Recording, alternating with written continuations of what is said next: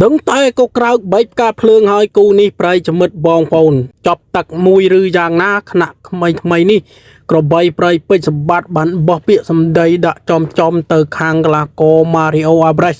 ដែលជាជើងខ្លាំងអេស្ប៉ាញធ្លាប់ផ្ដួលជើងខ្លាំងគុនខ្មែរកន្លងមកធ្វើឲ្យក៏ក្រៅមេឃរំជួយដីខ្លាំតែនប្រៃចមិតបងប្អូនគណៈថ្មីនេះកីឡាករ Mario Alvarez ត្រៀមមកដណ្ដើមខ្សែក្រវ៉ាត់នៃប្រទេសកម្ពុជាហើយកងចេញម្រាមចូលបីក្រៅភ្លុកទឹកភ្លុកដីណាបងប្អូនហើយគ្រាន់តែថ្មីនេះភាគរយក្បីប្រៃពេជ្រសម្បត្តិបង្ហើបថាត្រៀមនឹងប្រកួតថ្ងៃដូចជាថ្ងៃទី3ឧសភានេះប្រៃចមិតបងប្អូនខែ5នេះហើយប៉ុន្តែគ្រាន់ថាពេជ្រសម្បត្តិបានផ្ដាំទៅ Mario ហើយថាសម្បត្តិថាសុំផ្ដាច់ទឹកមួយហើយកីឡាករ Mario អាចនឹងចប់របស់ក្បីប្រៃពេជ្រសម្បត្តិដែរឬទេឬក៏កីឡាករក្បីប្រៃពេជ្រសម្បត្តិចប់នឹងកីឡាករ Mario វិញព្រោះកីឡាករ Mario នេះយើងមិនអាចនិយាយថាគាត់ចប់ទឹកទី1ទេបងប្អូនព្រោះគាត់ជាកីឡាករល្អកណ្ដាប់ដៃដែរហើយពិសេសគឺការម៉ាត់របស់គាត់ចេញចូលផ្លាស់ចូលលឿនហើយពិសេសបលេងកងតូចចេញម្រាមទៀតគឺយ៉ាប់មែនទែនកីឡាករ Mario នេះគឺអាវុធគាត់ធ្ងន់ណាបងប្អូនគឺល្អគ្រប់គ្រឿងពិសេសគឺកណ្ដាប់ដៃរបស់គាត់ប្រៃចមិតបងប្អូនគឺម៉ាត់ចេញចូលផ្លាស់ដូរលឿនណា Mario Alvarez នេះ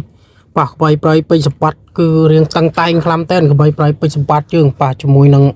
Mario នេះប៉ុន្តែគ្រាន់ថាកីឡាករ Mario នេះការប្រកួតរបស់គាត់ចុងក្រោយមកប្រកួតនៅប្រទេសកម្ពុជាយើងគឺចាញ់កីឡាករមាសប៊ុនថេនចាញ់កីឡាករមាសប៊ុនថេនប៉ុន្តែឈ្នះកីឡាករ Kimura ហើយនឹងរាហូមីឈុតរៃវ៉ាន់ថងហើយ Mario នេះកាលនៅប្រកួតប្រទេសបារាំងកាលនោះដូចជាកីឡាករ Mario ក្បីប្រៃទៅប្រកួតដែរកាលនោះគឺ Mario បានប្រកាសថាចង់ជួបនឹងក្បីប្រៃពេជ្រសម្បត្តិខ្លាំងតែនហើយឥឡូវនេះគឺដោយក្តីប្រាថ្នាបំណងរបស់គាត់ដែលចង់ប៉ះជាមួយនឹងក្បីប្រៃពេជ្រសម្បត្តិហើយបងប្អូនត្រៀមដឹងតែក៏ក្រៅមេឃរំជួយដែរហើយរវាងក្បីប្រៃពេជ្រសម្បត្តិនិង Mario ហើយនៅក្នុងនោះបងប្អូនដឹងហើយគឺខាង promoter គាត់បានបង្ហើបហើយថាការប្រកួតនេះគឺជាការប្រកួតដើមខ្សែក្រវ៉ាត់ Mario មកប្រកួតនេះអត់ដឹងថាការប្រកួតដើមខ្សែក្រវ៉ាត់ខាង Mario ឬក៏ខាងក្បីប្រៃពេជ្រសម្បត្តិនេះយើងចាំមើលទាំងអស់គ្នាបងប្អូនដឹងតែញាក់សាច់ក៏ក្រៅមេឃរំជួយដែរហើយរវាងក្បីប្រៃពេជ្រសម្បត្តិប៉ះមួយ Mario ហើយជាការប្រកួតវីកងចេញម្រាមទៀតផងអូយហើយព្រួយសម្រាប់ពេលគូនេះគឺល្អខ្លាំងបងប្អូន Mario នឹងក្បីប្រៃពេជ្រសម្បត្តិល្អក្តាប់ដៃដូចគ្នាហើយ